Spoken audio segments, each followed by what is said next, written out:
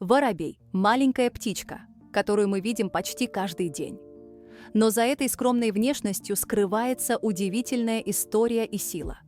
Эти крохи весят всего несколько десятков граммов, но способны пролетать огромные расстояния и жить бок о бок с человеком тысячелетиями.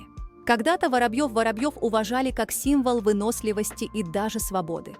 В Японии считали, что воробей приносит счастье, а в Древнем Риме он был олицетворением верной любви. Живут воробьи в самых разных уголках Земли, и именно поэтому они кажутся нам такими родными. Они умело строят гнезда из любых подручных материалов, любят собираться стайками и никогда не бросают своих сородичей. Удивительно, но воробей может прожить до 15 лет, хотя мы привыкли думать о нем как о хрупкой птице. И все это время он остается символом живучести и смелости.